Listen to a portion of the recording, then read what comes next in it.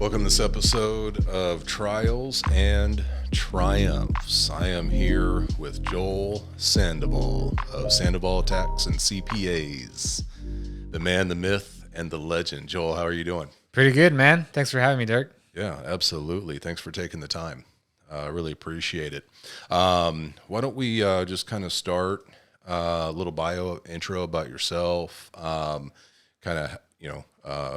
you grew up, how you got to where you are, a little bit about how you got to where you're at now. Okay, cool. Yeah, so I was born and raised in Watsonville, California. So Central Coast. 90, I would say probably like 95% Hispanics live there, and then the other 5% are, I would say, Caucasian are actually the minorities in Watsonville, which is pretty interesting. And I grew up just, I was a pretty good student in high school, graduated top of my class, but didn't really have a vision after high school because both of my parents actually were pretty successful, but they didn't have any degrees. My mom worked as a escrow officer in real estate for a title company. My dad was a property manager, and so I was decided to kind of follow in their footsteps. Decided to do real estate, but I was an 18-year-old kid. But it was terrible timing because it was during the recession, and so people started losing their homes. And so for me, with no experience, it was obviously not a good time to be in real estate. And so I was fortunate enough to meet a CPA who was working for the title company that I was working at the time. And she kind of, what she said is, like, hey, regardless, Joel, got the chance to talk to her. And she's like, regardless of the economy, I feel that I have a stable and secure job. Like every business needs an accountant. And I always had a passion for numbers. Didn't really know what CPAs did or had never even heard of one. My parents just went to a regular tax service to get their taxes done, never went to a CPA. And so had to kind of research the industry, and it sounded like it was the right fit for me. So I decided to move from Watsonville to now Bakersfield. This was in 2007. And met my wife, and she basically was born and raised in Bakersfield and said, hey, if we're going to be in a relationship, we're going to stay in Bakersfield. So Bakersfield's now my hometown. I love it. So I went to school for accounting, and interestingly enough, a lot of people think that accountants are mathematicians, but we're not.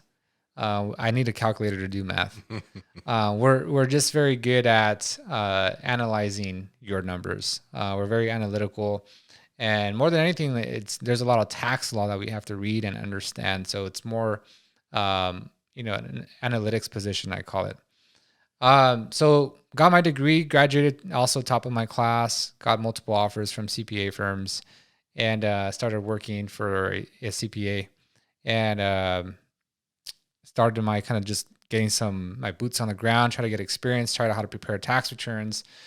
And after, I would say, about 5 years of experience working a regular job, I jumped from public accounting to private accounting. Basically now working for an oil and gas manufacturer or developer, then to a real estate developer. Worked there. As I was working those jobs, I also started reading kind of entrepreneurial books, like Rich Dad Poor Dad. Also found like Tai Lopez on the internet was getting big at the time, and so it just kind of opened my mind to this whole new world of entrepreneurship. And then finally in 2016, I decided to jump ship and start Sandoval Tax CPAs. And I started as a solo tax practitioner. 2 weeks later, found out that my wife was expecting our firstborn daughter.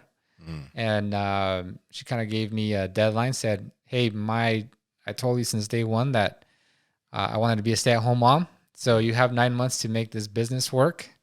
So I know it's bad timing because you just started your business. So it forced me to, I'm actually introverted by nature. So to make cold calls and to step out of my comfort zone was very difficult.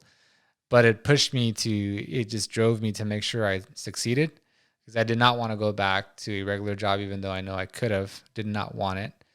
And fast forward to today, we've built a 7-figure accounting firm. And we're continuing to grow. And so couldn't ask, it's been a blessing.